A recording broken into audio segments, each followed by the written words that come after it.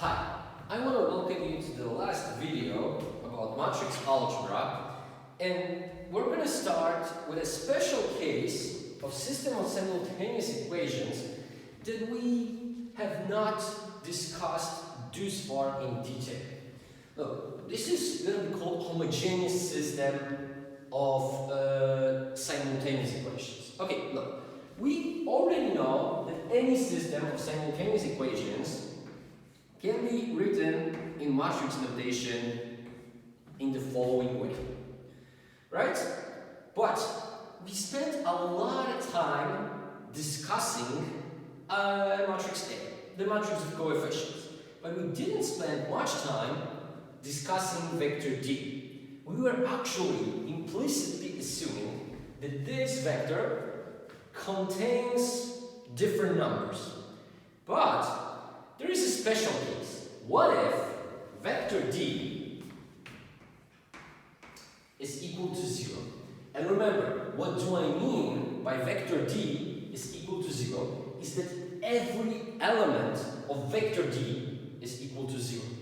Okay, so how can I write this system of simultaneous equations in a regular way? Well, we will have A11 x1 plus A12 x2 plus until A1n xn equals to D1, but our D1 is equal to 0. Then we will have A21 x1 plus A22 x2 plus A2n xn equal to D2, but again D2 is equal to 0. Okay, and we would have n minus 1 equations like this until we would arrive at equation an1 x1 plus an2 x2 plus an xn, which is equal to dn. But just like in every other equation, of course dn is equal to 0. And look, as it turns out, if we have a system of n simultaneous equations with n variables, there are only two possible answers. And those answers are that we can either have infinite number of solutions or we can have one unique trivial solution. What do I mean by trivial solution? That's x1, x2, x3 up to xn are all equal to 0. And look, the easiest way to actually show these two possible cases is with the help of system of two simultaneous equations. Okay, so let's say that our equation is negative x plus y equals to 0 and negative 2x plus y equals to 0. Okay, look, so we can rewrite this equation into matrix notation. We will have negative 1, 1, negative 2, 1, xy equals to 0, 0. Right? And we can easily calculate determinant over here. And we get that negative 1 times 1 is negative 1. Then we've got negative 2 times 1 is negative 2, but minus, so we get plus 2. And we get that actually determinant of this system of simultaneous equations is 1. Okay, so this should point us to the conclusion that this system of simultaneous equations must have one unique solution. But look, this solution that we can get over here can only be 0, 0. Why? Look, the easiest way to understand it is if I'm going to rewrite this system as two linear functions. Because look, out of this, I'm getting a function y equals x and y equals 2x. Okay, let's draw them with two different colors. Okay, let's just say that this one, the first equation, we're gonna draw with red color, and the second one we can draw with a blue color. And look, let's try to figure out how we can draw these functions. Well, this is not a very hard task. Those are examples of the easiest functions. So let's start with y equals x. So this will be a straight line going through the origin because we do not have a constant in this equation. Of course, if x is 0, y is 0. We know also that if x is 1, y is 1. If x is 3, y is 3, and so forth. So this is a line going through the origin at a 45-degree angle. Okay. Now, let's draw another function. Look, we clearly see that if x is 0, y is also 0. If x is 1, y is 2. If x is 2, y is 4. Okay, so again, we will have a straight line. Just this one will have will be twice as steep. And look, we clearly see that those two lines have just one intercept. And this one intercept can be only at point 0. Why? Look, those equations do not have constant terms. If they do not have constant terms, they must be going through the origin. There's no other possibility. If we would introduce some b over here, then look what would happen. We wouldn't have 0 here, we would have some b. And the same, if I would introduce here some c, we wouldn't have 0 here, but some c. But this is not the case we are discussing. This is the case of homogeneous systems of simultaneous equations.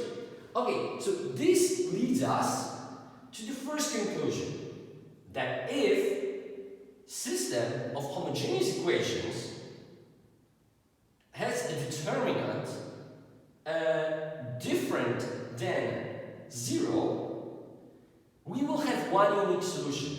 But we call this a trivial solution because the solution is always the same. It's 0, 0, 0, 0, 0. And number of zeros just depends on number of variables or equations in a given system. Okay, then we can have a second possibility.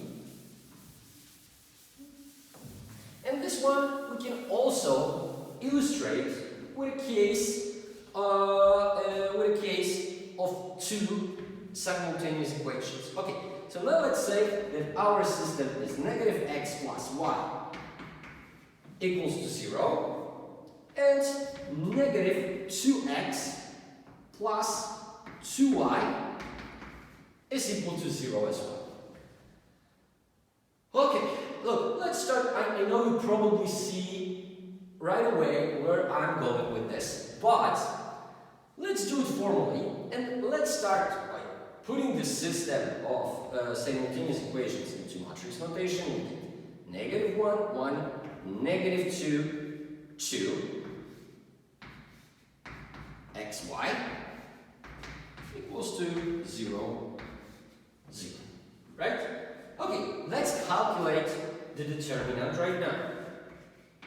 We get that this is negative 2. Then we've got negative 2, but we put minus up front, so it's plus 2. And this is equal to 0. Okay, as we said before, if determinant is equal to 0, we will not have one unique solution.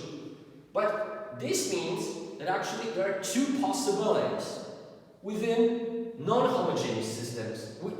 Within non-homogeneous system of simultaneous equations. So if those two can be any two numbers, and we assume that they are all, not all are zeros, we can have two possibilities. We can either have no solutions when the equations are inconsistent, which we actually discussed a couple of videos ago, and infinite number of solutions. Well, what is the case that can be over here?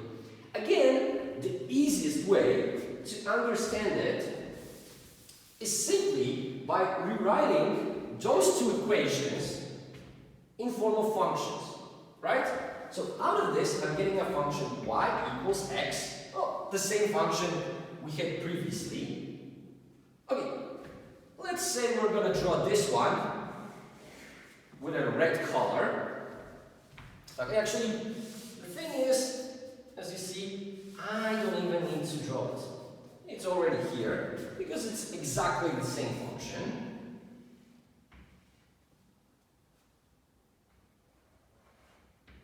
Okay, and it's of course going through the origin. Okay, then the next equation we need to deal with, the second equation, would give us 2y equals 2x, right? But this is not how we draw, how we express functions, right? We want to only have y over here.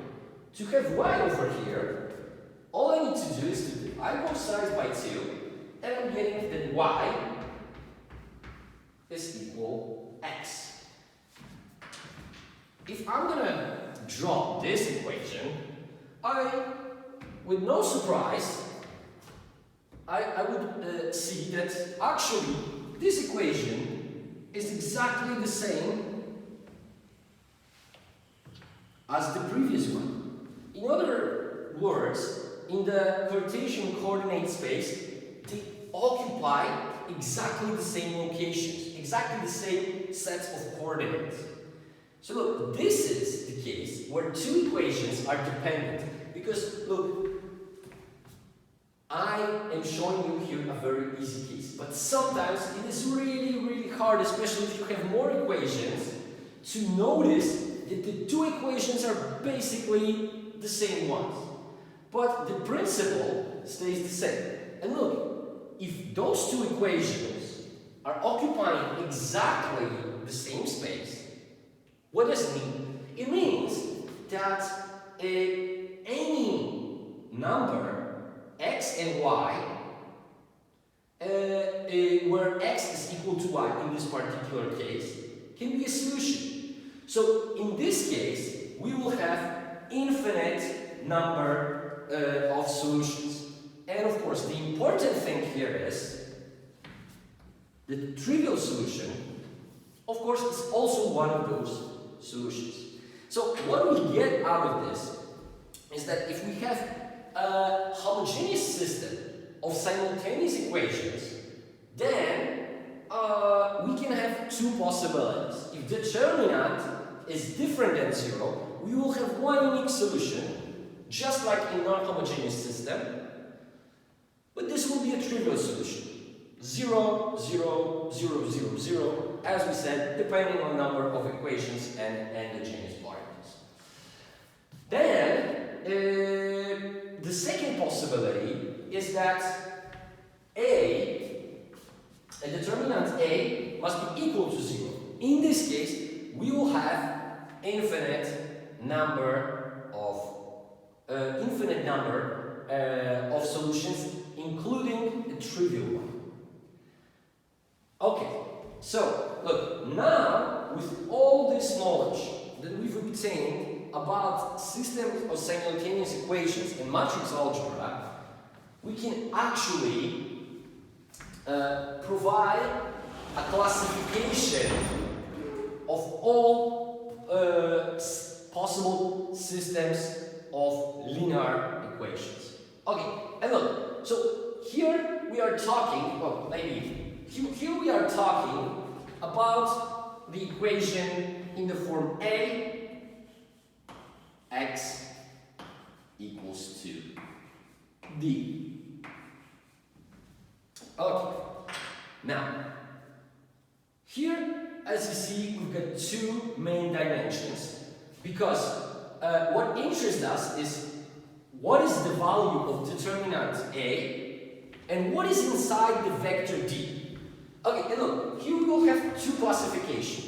If at least one element in vector D is different than 0, this is how we read it, we say we have non-homogeneous system of simultaneous equations. But if all the elements of vector D are zeros, then we've got homogeneous system of simultaneous equations. Okay, the second dimension that is very important to us is what is the value of determinant A, right? And here again, we've got two possibilities. We can have either determinant being different than 0 or determinant being equal to 0, right? In first case, we say that matrix A is non-singular. In the second one, that A is singular. Okay, so now let's see what happens when we get the combinations of these different possibilities. Okay, first, if we have non-homogeneous system of simultaneous equations, we will have, and determinant is different than 0, there exists one unique, non-trivial solution. So what does it mean? Is that there exists a solution, only one, unique, and this solution is not going to be 0, 0, 0, 0, 0. So at least one of x's, so the variables we are looking for is going to be different than 0, at least one. Then, if we have homogeneous system of simultaneous equations and matrix A is non-singular because we have determinant different than 0, there also exists one unique solution, but there exists one unique trivial solution. So look, this solution is always vector with zeros as its own all elements. Okay, now when we consider the case of a singular matrix, so when determinant is equal to 0, there appear actually two possible subcases. Because here we can have a situation that equations are dependent. What does it mean? It means that at least one of the equations within the system can be transformed into some other equations by some operations. Which means that basically we have two identical equations in the system. Now, how many so how does it correspond to solutions? Well, if system is non-homogeneous system, there exists infinite number of solutions, but this infinite set of solutions does not include a trivial one. So among all those solutions, there is no solution 0, 0. Okay. And what about if we've got homogeneous system of simultaneous equations? Well, there exists infinite number of solutions as well, but this one definitely includes a trivial solution. Okay. Finally, the equations can be inconsistent. But look, the inconsistent equation, inconsistency in equations comes only from the this possibility can happen if and only if we have some vector within the vector D, we've got at least one element that is different than 0. Okay, let's take this system. We already know how it looks, so it will be very easy to tackle with. And let's just change one thing. Okay, let's just say the first equation stays the same, but the second equation now instead of 0 has 4. Right? Okay, so now if I'm going to take this equation and solve it for y, I'm going to get that this is 2y equals 2x plus 4, or y equals x plus 2. Right? So now, if I'm gonna draw these two equations, these two functions, so y equals x, this one we know. How will the second one look? It will be exactly the same as this one, but it will be 2 units higher. And of course they will be, even though you might not see this from my graph, remember, I'm not a robot, I cannot draw perfectly parallel lines. Those two are parallel. And if those two lines are parallel, what does it mean? It means that they will never intersect.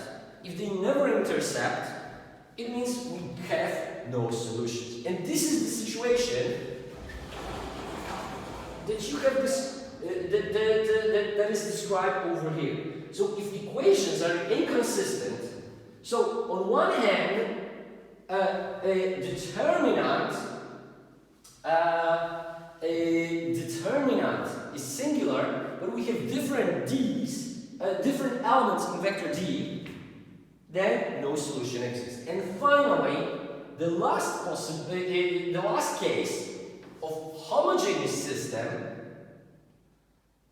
and non-singular matrix A with inconsistent equations, well, it's impossible, right? It's impossible because we will always have zeros. So we cannot have two parallel lines. We can, under homogeneous system of simultaneous equations, if determinant is equal to 0, right away we know that there exists infinite number of solutions, including trivial. Okay, so this is it about matrix algebra, and in the following videos we will start a new topic, and it's going to be calculus. Thank you for your attention.